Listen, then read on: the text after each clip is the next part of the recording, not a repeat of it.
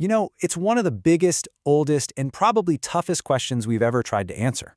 Why does evil exist? I mean, think about it. We're capable of so much good, so much love and creativity. So why does this urge to do harm, seem to follow us throughout history?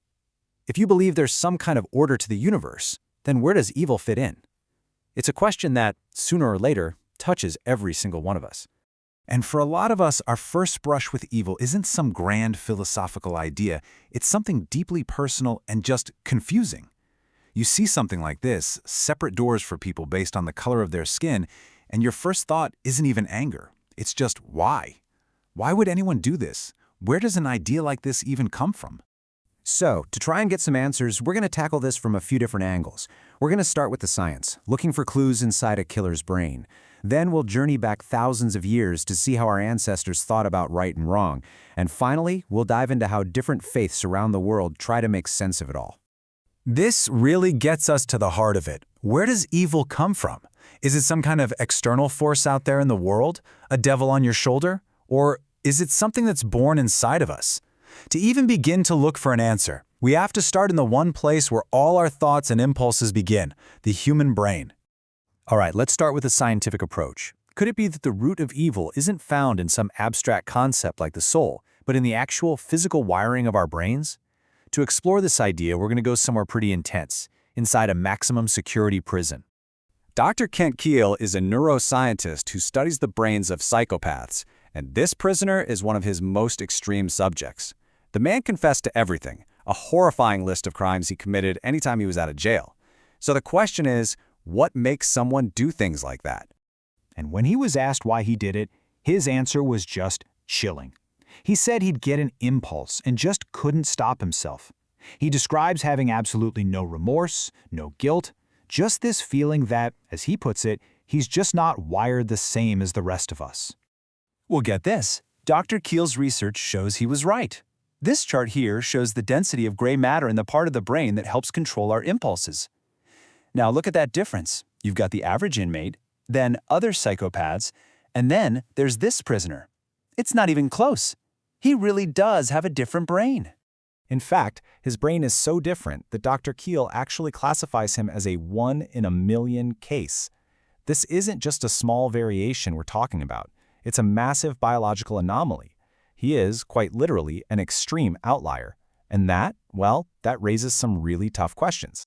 And this is the big one, isn't it? If his actions are a direct result of faulty wiring in his brain, can we really hold him responsible in the same way? Does he have free will? And this is where science bumps right up against philosophy and our ancient search for what's right and what's wrong.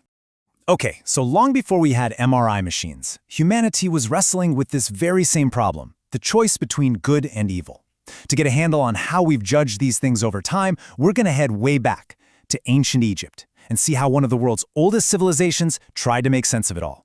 The ancient Egyptians had this incredible belief that your actions in life had an actual physical weight. The idea was that after you died, your heart was put on a scale and weighed against the feather of truth. If you lied or cheated or hurt people, your heart would be heavy. And if it was too heavy, no afterlife for you. It's a powerful concept, right? Your choices have eternal consequences. Now, another ancient faith, Zoroastrianism, framed this whole struggle a little differently. They believed the universe was defined by two opposing mentalities. You had the good mentality, truth, order, light, and you had the bad mentality, deceit, chaos, and darkness. And for them, life was all about the constant choice between these two ways of thinking. But what if evil isn't a heavy heart or a bad way of thinking? What if it isn't something inside us at all, but an outside force acting on us? Plenty of belief systems think evil is a very real external thing.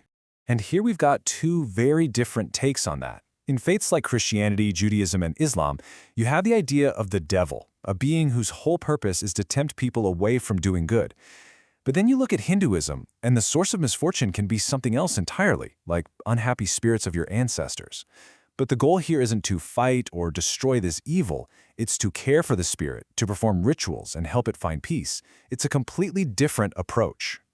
So, whether you picture a devil on your shoulder or a troubled spirit, most of us feel this struggle internally, don't we? It's that constant battle between what we want to do and what we know we should do.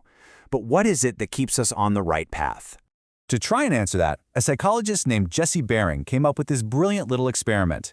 He'd have kids play a game where it was super easy to cheat to win a prize. But for one group of kids, he'd tell them there was a special guest in the room, an invisible princess named Alice, who was sitting right there in a chair watching everything they did. And the results were fascinating. The kids who believed Princess Alice was watching were way less likely to cheat. It suggests that a huge part of what keeps us in line is this belief that we're being watched by some all-knowing presence, that our actions matter, even when nobody's around to see them. Okay, so we've looked at biology, ancient morality, and this idea of a supernatural watchdog. But what about people who have already gone down some of the darkest paths imaginable? Is there any hope? Can someone who has done truly evil things ever actually change? This is Brian Whitner, and for 16 years he was a member of multiple neo-Nazi gangs. He says it himself, he was an evil person. His entire goal was to cause pain and destruction. He felt no remorse. He was, in his own words, borderline sociopathic. And then something shifted. He met a woman, they got married, and then she got pregnant. And the thought of bringing a child into the hateful world he was helping to create, it just broke him. It forced him to really look at himself. He walked away from the gangs and never looked back, all for his son. But changing on the inside wasn't enough. He needed to erase the hate from his skin. He went through 2.5 years of agonizing laser treatments to remove all the hateful tattoos from his face and neck. And he said he saw that pain as a form of penance, a constant physical reminder of all the pain he had caused others. Brian's story is just incredible. It's this powerful example of true transformation. It shows that maybe, just maybe, even someone who is completely consumed by hate can, through their own choice, turn their life completely around. His goal now? Just to be a good person. So, our journey has taken us from brain scans to ancient tombs to this amazing story of redemption. And what it all seems to point to is that maybe we need to understand evil. Maybe, despite all the pain it causes, we need to confront it. And that leaves us with a really provocative thought. If we never had to face the darkness, how would we ever learn to appreciate the light? Think about it. Without evil, could we have ever developed some of our most beautiful human qualities? Things like kindness, mercy, and forgiveness.